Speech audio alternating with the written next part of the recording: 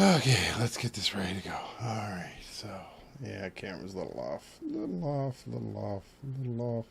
That's worse. Let's go the other way. Go the other way. Go the other way.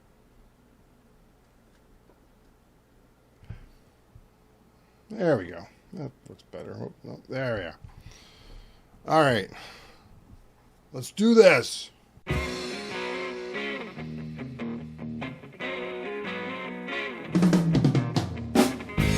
Sitting at home last night. Hey everybody. So today I am going to be talking about mixing down, and the reason I'm doing this is I've had a couple people send me their stuff and say, "Can you listen to it and just tell me what you think?" And so I'm going to start off by saying it doesn't matter how expensive your equipment is. That, you know, as long as it's the proper equipment. Like, you should have proper monitoring speakers, like studio monitors. You don't want something that you bought at like a Best Buy or something where they're designed for a stereo and they've been tweaked to sound good. Like, here, I'll show you what I've been using. Let me just go off to the little camera here. I think that's 2. There we are. So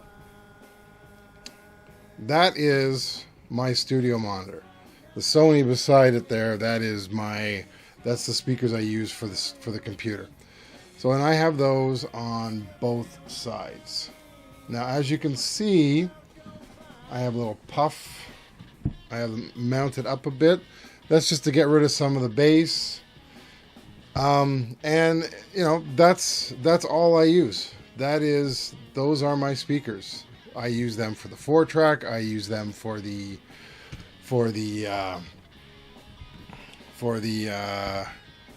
32-track. Anytime I do any kind of recording, except if it's on the computer, because I don't really do anything on the computer as it is, but I use those speakers. Now you might ask, why do I use those speakers and I haven't bothered to get new ones? Because my ears have gotten so used to the sound that comes out of them. So I know what I'm dealing with at all times. Well, not at all times, but I know what I'm dealing with. So now, to help out a bit, I just want to say, you know, you need to just follow some simple rules. Number 1, before you start doing your mix, have available to you going through those speakers, because your room will lie to you. Everybody's room is different. Unless it's been professionally set up and configured, everybody's room is different, so the sound is going to be different. So the first thing you want to do, you want to grab a professional recording. You don't want it just to be off YouTube or something. You want it, like, if you're going to get a stream version of it, fine. Get it off a CD, something that matches, that's similar to what you're mixing down. That's what you want to do first. So you want to get something that has that clarity to it. You want it, and then you want to listen to it through your system. So if you have a 4-track, then put it on your 4-track, or put it through the output so you can listen to it. So you can hear what the recording sounds like out of your speakers, out of your room. That's what you want. You want to be able to hear all that. You don't want to just be fiddling around and like, what's going on here? Like, I don't know what, you know, and you make it sound beautiful on your speakers, but now you've made it sound beautiful for that room. And that's not what you're going for. You're going for a decent sound everywhere. Now, the reason I'm saying this is one of the mixes that I listened to, it had no bottom end. It was like I couldn't even hear the snare hits. I could hear the hi-hats. I could hear anything from hi-hat above. So vocals and all that were in there, but it was there. I couldn't even hear the hair snits, snare hits, and so it wasn't like the recording was fine. It was just the way it was mixed, because he had a subwoofer and he hadn't listened to like listen to something else through his system before listening to his music, before mixing his song. So he made it sound beautiful on his system.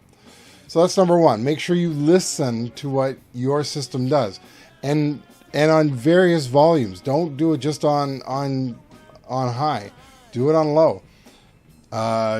Do it in between. Listen to it so you can hear the differences. Number two, when you're mixing down, mix down low. Like keep the sound quiet. And the reason you want to do that is because then you'll hear more of what is going on in there. Because I find that the way you want to mix it is, you want to make sure that if you have it quiet where you can hear the instruments, the vocals should still be pronounced more out of that. So if you're not hearing the vocals, then you need to fix it. Because that's another thing. You don't want, a lot of times you'll find that you'll be listening to a song and the vocals are buried in the mix. And that's because there's so many instruments that are using the same frequencies as your vocals, but you need to bring your vocals in more. That's number two that I do. Number three is I will listen with headphones. I know some people won't, but I will use headphones as well as my studio monitors, and I'll bounce back and forth. And I will also use the headphones, and I will put because I have an art headphone mixer, and I'll put it on mono so I can hear what it sounds like, what the mix sounds like in mono, so I can make adjustments for that as well. And that's very important to do as well. That you need to sit down and make adjustments if need be to the mix, so you get a better mix on the system. And so my fourth one is play it on different items. You can easily go onto SoundCloud, set up an account, upload your song there, and then just listen to it, and you can set it to private, so just you, that's the only person who can listen to that, and then go and play it on different devices, different speakers setups around your house, and give it a listen. And if you're good with it, then there you go. That's the easiest way to get it down. And also if you have other people in your band, have them listen. That's another way to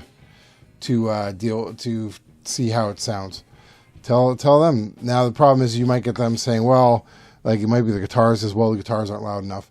I've had that. I've actually had both ways, where I've had the person who played the instrument told me I put it too loud, and it's like, no, it needs to be there because it's doing the melody line, and she wasn't happy about it, mainly because she just didn't want to hear herself play. But that's another story. So that's my video today. I hope this is helpful. Thank you for watching. I have to say, the last video, I was really surprised at that number of comments I got. Now, if you look on the website, it's 3 at the moment, but on the Facebook page I got comments. Everybody was like, "Thank you for doing that. It really helped me out." And so yeah, if you have a question, ask me. I'm willing to try anything on the Tascam, on the 4-track. Whoops, as I knock over my little thing here. Everything. I'm willing to try and play around. So just ask me a question. Talk to you later. Bye. 10 years from now,